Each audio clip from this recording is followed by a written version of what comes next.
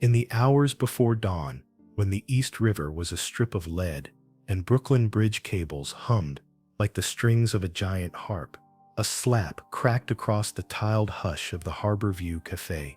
Cups rattled. Conversation froze.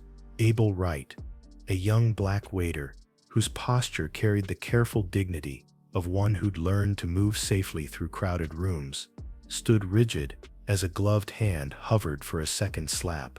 The assailant, an alderman's strategist in a satin cravat, had refused to pay, then spat a racial epithet when Abel insisted on the ledger's neat arithmetic. The man's palm rose again. A chair scraped. A woman in a traveling blue coat turned from the harbor light. Isabela stood, her gaze steady as a constable's lantern. "You will not strike him," she said, voice low and even, the kind that made people put back what they'd taken. She lifted a hand, not to shield Abel. He stepped forward on his own, but to signal the head steward. "Log the non-payment," she told him. "Name, party, time, then summon the guard." The strategist sneered at the very notion of a receipt as evidence, yet the pen scratched.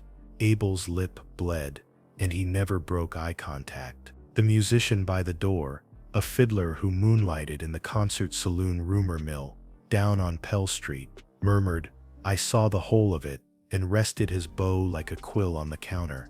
Isabela drew a square of thick parchment from her satchel, slid in the ledger slip, and "This is the image that would charge the city within the week," pressed the red wax, then sealed the envelope with a tiny crest that looked like a compass star. She did not raise her voice. She did not touch the man. She only said, "You will wait for the guard," and then to Abel, "I'm sorry." That apology would be twisted into circus posters by nightfall. But for one breathless moment, there was only the soft click of the seal, the briny smell of morning, and a room deciding which story it would tell. By noon, Park Row, Newspaper Row, to those who measured their days in editions, had a headline sharper than a razor. "The Aider at the Harbor View," one sheet screamed. "A Queen's stunt," another jeered, as if decency were a trick performed on command. The World Building's copper dome threw back the sun like a polished cymbal. Across the way, the New York Journal building sprouted reporters like a struck hive. Inside, linotype machines clattered like cavalry.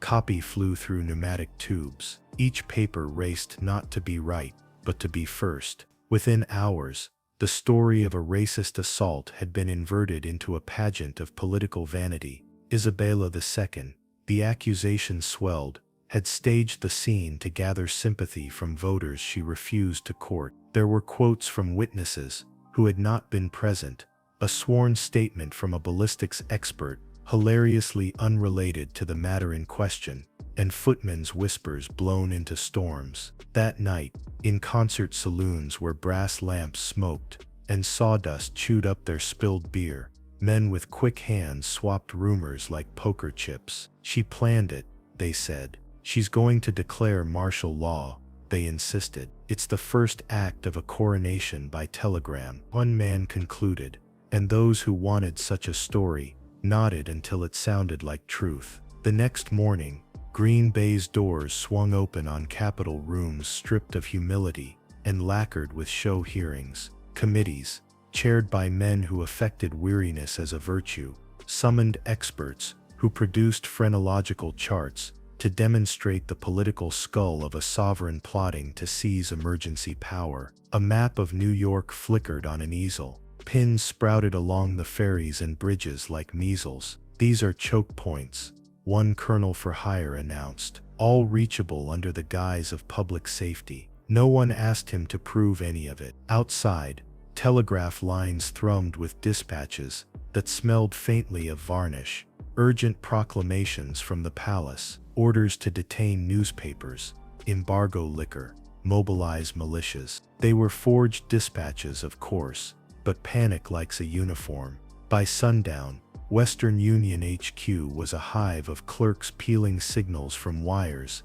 as if catching hailstones in their hands. Boys ran from switchboards with reels of paper and faces flushed with alarm. Some messages were genuine, most were not, and yet each false order skittered from depot to depot, growing teeth as it traveled. On Henry Street, where the red brick settlement housed nurses who stitched the Lower East Side's frayed edges, Clara Barton set a jaw against teeth that had begun to chatter. She'd seen fevers, fires, floods. She knew that rumor spread faster than cholera when clean water was politics. Her urgent treatise, 2 pages written in a needle-fine hand, was the first civic plea to reach Isabela's desk that afternoon. Truth has a cost, it began, and we must be prepared to pay it.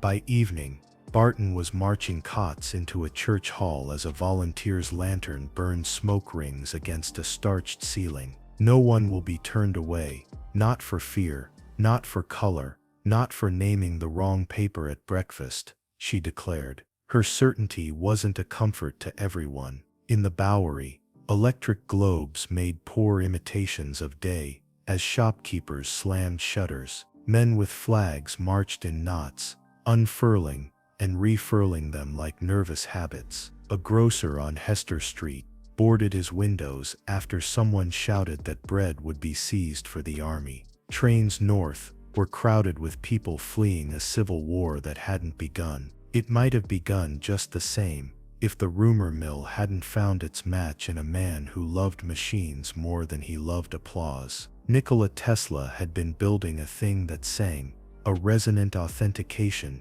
he called it, a way to tune authority to a tone no forger could mimic. A seal you can hear, he told anyone who would listen, which turned out to be almost no one until panic made the city eager to believe in mechanisms. He called it the frequency seal, and in his laboratory, a tangle of coils and glass that smelled of ozone and ambition, he tuned the city to a hum. Every official message will carry this waveform, Tesla told Isabela, laying a copper disc in her palm like a communion. A counterfeit will wobble as a drunk does on Sunday. She looked at the disc, then at him, then at the city streaking winter light between buildings. And can you teach them to listen? She asked quietly. He glanced toward the door, where Mark Twain drifted in with the particular grace of a man who made audiences feel clever by allowing them to anticipate his jokes. That, Tesla said,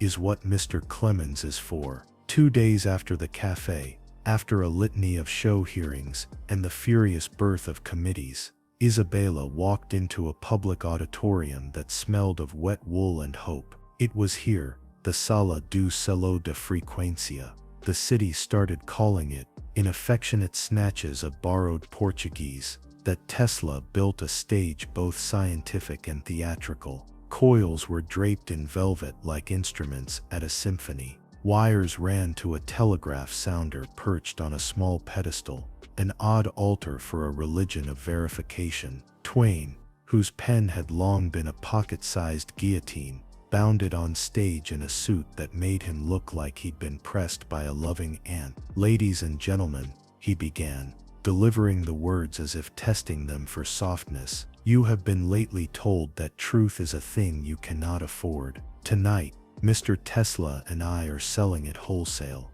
A murmur rippled, some delighted, some angry, most exhausted. Tesla sent a signal from the Western Union HQ to the device on stage. The sounder clicked. Then, unmistakable as a hymn, whose chorus everyone knew from childhood, came a clean, unwavering hum that settled into the room like a promise. "Authentic," Tesla said, eyes alight. Then he sent a forged dispatch. The sounder clattered, strained, and a jitter entered the hum like a lie told at a family table. Twain cocked an eyebrow, took off his hat, and held it upside down. "Listen," he said, "even my hat knows the difference." Laughter broke something brittle. It was the first sound of the city forgiving itself. But puncturing a balloon is not the same as ending a parade. The forged dispatches still flooded the wires, and men of a particular hunger discovered they could call a crowd by simply claiming new orders had just arrived. There were scuffles outside the gates of armories. There were windows broken in neighborhoods where a man's ancestry was a flag in any fight. On Park Row, editors held councils of war in rooms that smelled of cigars and deadline sweat. Twice, printers were assaulted on their way to night shifts. The Western Union HQ, its marble floors streaked with muddy boot tracks, needed space for a different kind of work. So Isabela, refusing emergency decrees, though urged to sign them, convened civic oath assemblies in City Hall Park. Susan B. Anthony, wearing a black dress that turned its severity into a banner, stood on a low dais and invited citizens to raise hands. "We will listen to authenticated messages," she led them. "We will not spread unfounded rumor, whether printed or whispered or sung," they repeated. She did not pretend that trust was simple, only that it needed practice. Around the park, lamplighters lifted poles to gas fixtures that hissed into life. The recitation sounded like a tide breaking and drawing back, each cadence a vow to tilt toward sense. Behind it all, a different line hummed, not strung between city buildings but laid beneath the sea. The E-tie cipher cable had acquired a legend and a nickname in those days, a myth whispered in banking parlors and the long halls where diplomats walked to keep from pacing. It was, on paper, a communications artery meant to let sovereigns coordinate grain shipments and tariffs, but it carried a quiet ambition, a private instrument of calm in panics that often had little to do with hunger and much to do with fear. Andrew Carnegie visited Isabela the night the second wave of forged martial law orders arrived. He recited numbers like a rosary, bank reserves, gold shipment dates, the terrifying crowdedness of rumor. "London quivers," he said, "and when London quivers, our own knees begin to knock." He opened his pocket watch. "I can put you in discreet touch," he told her. "You ask for calm credit. You ask for independent auditors, men not yours, men not theirs, and you ask for one more thing." "Which is?" she asked. "Time," he said, snapping the watch shut, as if stopping the future for a second. "Time is the only capital that multiplies while we hold it." She gave him a look that a lesser man would have mistaken for hesitation. "And what will London ask of me?" she said. "The same they ask of any woman in a man's meeting," Carnegie replied, mildly. "Proof you don't rattle." She sent him to the Western Union HQ with a sealed order.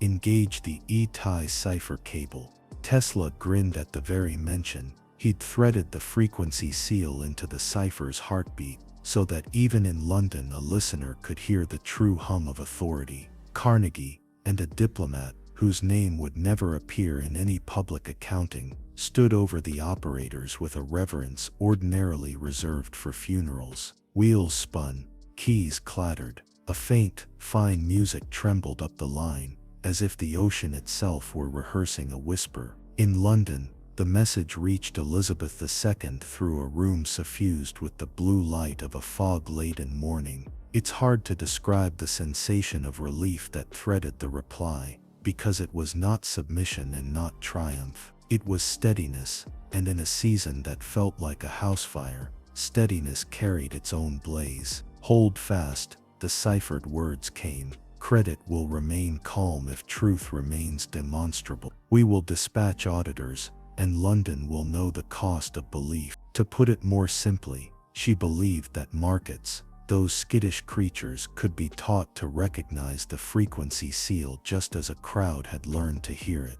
When her response arrived, Isabela stood in a corridor where portraits of men who had never feared rumor watched a woman trust a wire. She permitted herself a single exhale, and then sent Clara Barton the reply's practical portion. With time and capital steadied, hospitals would receive supplies. Relief workers would be paid on schedule. Barton carried the printed cipher into a ward where volunteers sat with children who'd been startled into fevers by the city's alarms, and read it aloud like a bedtime story to the most sleepless city on earth. If this were a simpler tale, the counterfeiters would have fled at the first tremor of the E-Tie's voice. They did not. A nasty coalition of backroom politicians and their hired barkers saw the tide turning and tried to surf its foam.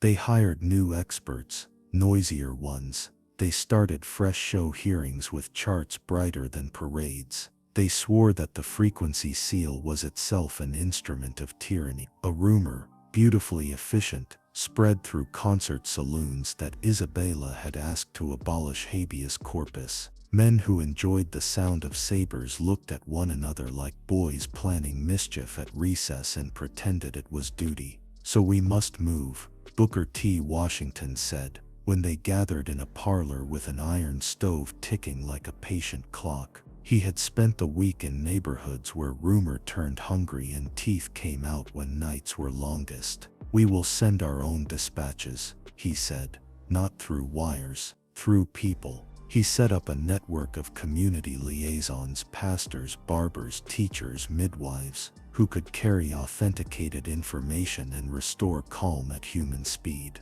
"When a man tells you the world is ending," he told them, "ask him to sit, pour him coffee, then send for me, and tell him he owes you 2 cents for the sugar." Laughter again, soft and weary, but it did the work. Susan B. Anthony organized civic oath assemblies in every ward that would have them. Mark Twain announced a weekly public lesson, How to Tell a True Thing, in which he demonstrated the absurdity of forged dispatches by reading them in the grave tones of a churchman, before revealing a punchline so sharp it cut anesthesia into the audience's fear. Tesla became the city's odd priest of proof, arriving in basement meeting halls with a coil under one arm, as if it were a violin, letting the hum tell people who to believe. The arrests began with a man more used to lighting cigars for other men than issuing orders, a petty doorkeeper whose pockets contained more drafts than his paycheck could supply. He sang for leniency and named a forger known to Park Row compositors as the arsonist for the way his work set pages and minds ablaze. The arsonist in turn led investigators to a basement where an oily press breathed out brittle sheets of deception, and then to a townhouse where a parliament of jackals directed traffic to and from the rumor machine. At first the city doubted any of it would matter. People had watched powerful men wriggle free of consequence as if it were an old sweater. But the frequency seal had done something invisible. It convinced decent men in dull offices that proof could be made audible, and that process could be beautiful. One prosecutor, whose tie was always slightly askew as if in defiance of his own modest authority, insisted on submitting every recovered telegram to Tesla's laboratory before it went into evidence. He stood, face bright with embarrassed pride, at a hearing where Mark Twain called the imputed expertise of a hired witness the finest example of delirium presented in daylight since my Aunt Polly's cat discovered the peppermint jar. Laughter bent the committee's posture, and then Clara Barton walked in, as unsmiling as a practice, with a ledger of injuries sustained during panics caused by forged dispatches. Pain often had to be weighed against the appetite of men who never expected to pay for it. In the room's sudden quiet, the cost became a coin heavy enough to bruise a palm. The antagonists grew theatrical as they lost ground. One morning they staged a parade of veterans and claimed gripping the shoulders of men who didn't want their shoulders gripped, that Isabela had spat on service by failing to seize emergency power.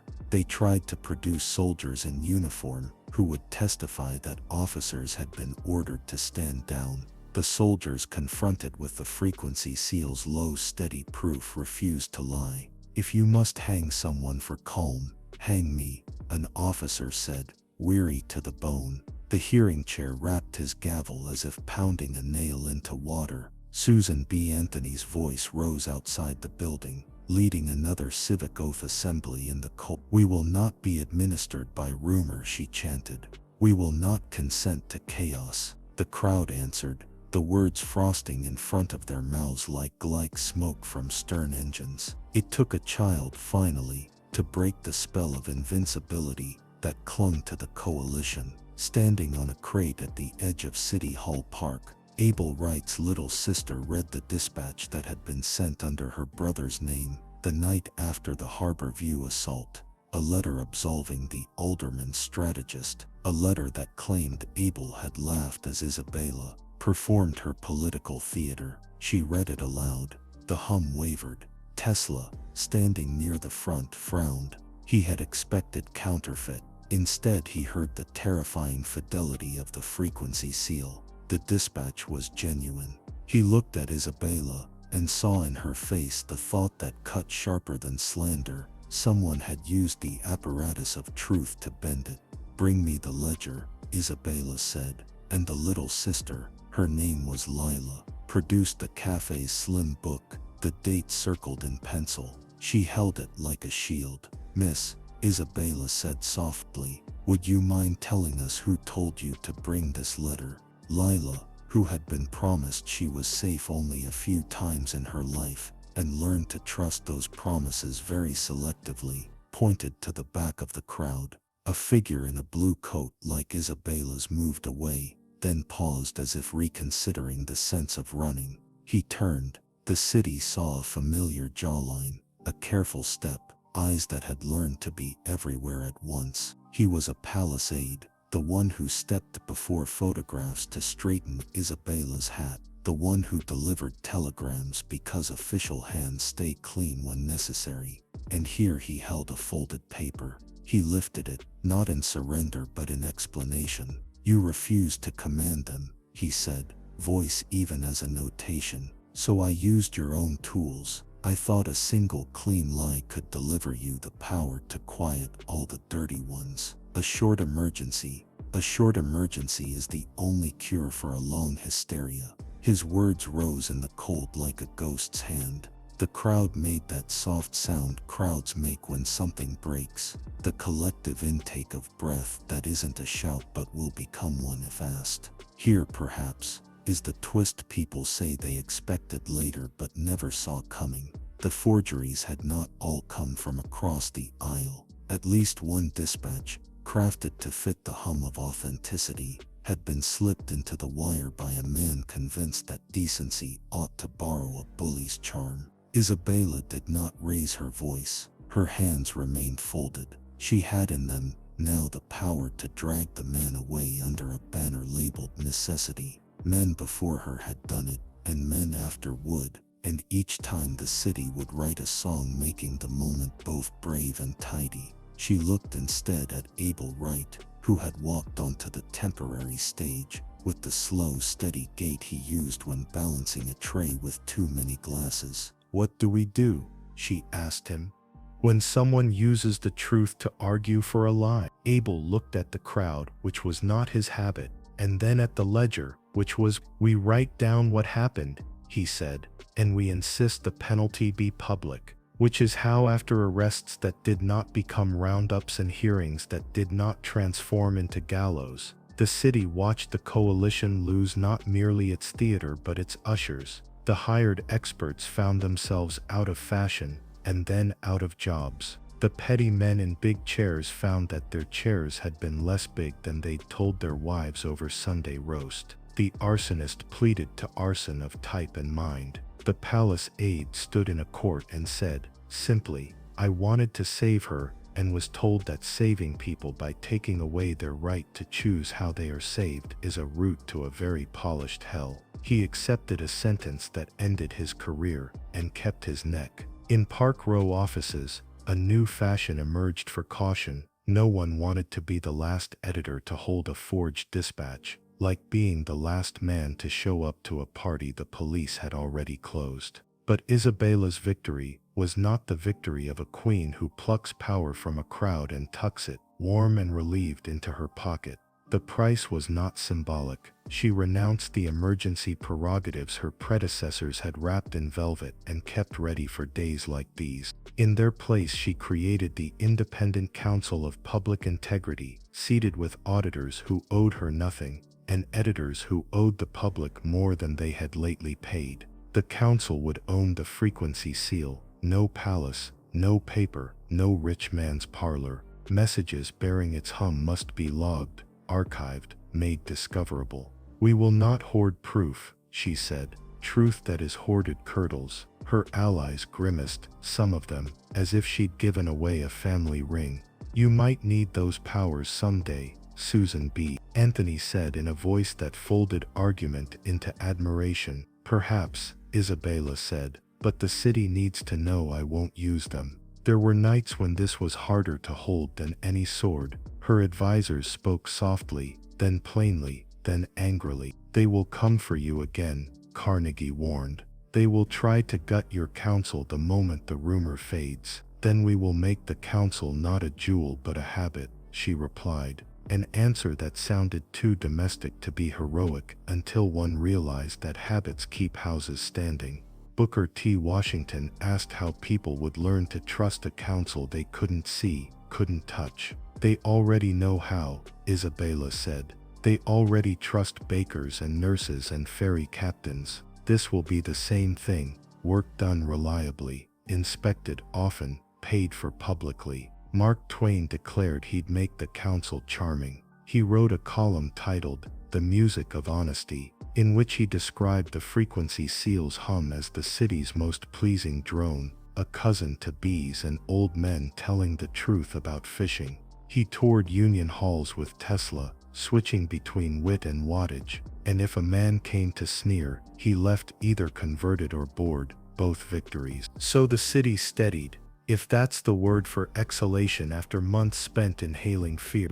The markets calmed under London's watch with a precision that would have been unnerving if it hadn't been so desperately needed. Ships carried goods and letters again, streetcars resumed their wolf whistle clang. In hospitals, nurses served tea without counting spoons as if each might be the last.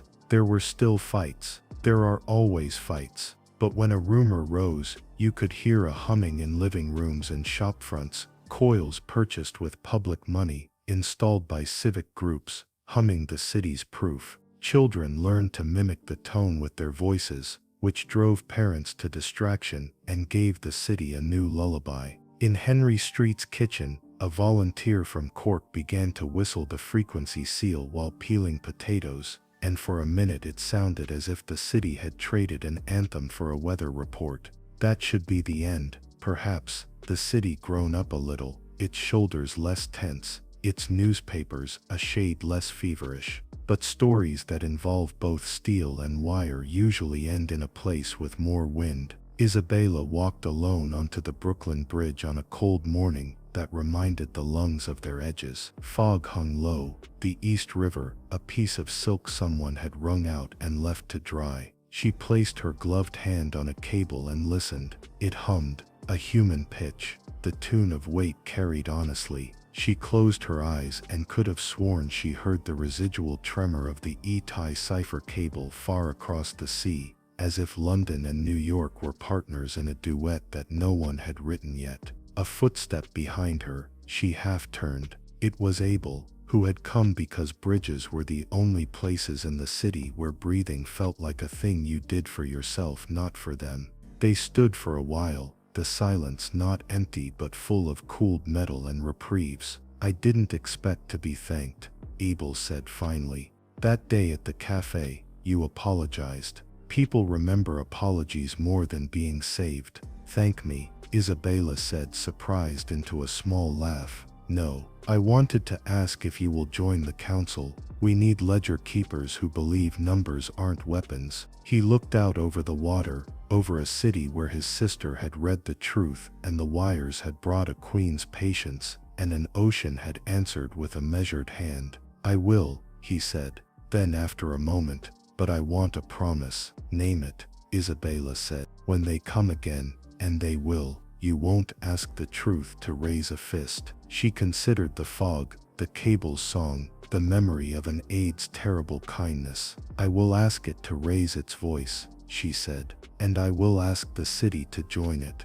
The next headline on Newspaper Row did not love her for it. The next show hearing tried, again, to turn an auditorium into a gallows. But the frequency seal hummed in people's pockets. The E-tie cipher cable existed like a promise beneath storms. The Independent Council of Public Integrity wrote minutes that were too boring to be evil. In the Harbor View Café, a musician tuned his violin and then paused, looking at the door as if rehearsing the day when another hand would try to strike, another ledger would be asked to lie. He set his bow and chose very slowly to play. The tune was weather, modest and necessary, and it sounded, if one listened with the right kind of ear, like order restored not by thunder, but by the soft, relentless insistence of proof. If you listen closely now, walking past Park Row's bronze shoulders or across a bridge that once sang Panic